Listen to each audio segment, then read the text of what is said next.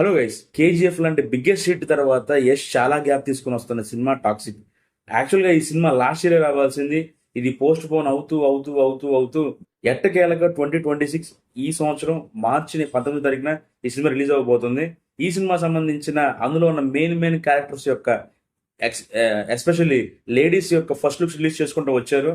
అయితే ఈ రోజు జనవరి 8 ఈ రోజు యష్ బర్త్డే సందర్భంగా ఆ సినిమా సంబంధించిన టీజర్ ఒకటి, ఆ హీరో ఇంట్రడక్షన్ సీన్ లాగా హీరో యొక్క క్యారెక్టర్ ఏంటో చూపించడానికి కోసం ఇంట్రడక్షన్ రాయా అని చెప్పేసి రాయా అనే పేరుతో ఈ సినిమా సంబంధించిన టీజర్ ఒకటి రిలీజ్ చేశారు.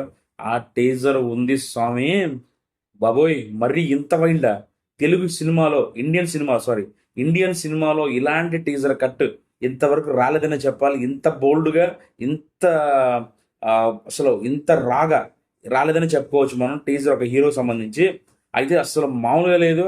ఒక బరియల్ గ్రౌండ్లో ఒక బాంబులు చుట్టూ పెట్టేసి ఆ బాంబులు పేల్చడానికి పెట్టిన కనెక్షను, ఆ కారులో మనోడు చేస్తున్న ఆ సీన్స్, అసలు ఆ సీన్తో ఆ బాంబులు ఎట్టా పేల్చాడు కారులో నుంచి అన్న కాన్సెప్ట్లో అసలు నాకైతే బిత్తరపోయాను నేనైతే.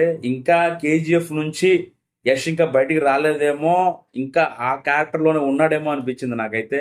లుక్ కానీ, టీజర్ కానీ, అందుట్లో ఎస్పెషల్లీ అపీరియన్స్, యష్ అపీరియన్స్ కానీ వైల్డ్ వైల్డ్ డాగ్లా కనిపించాడు.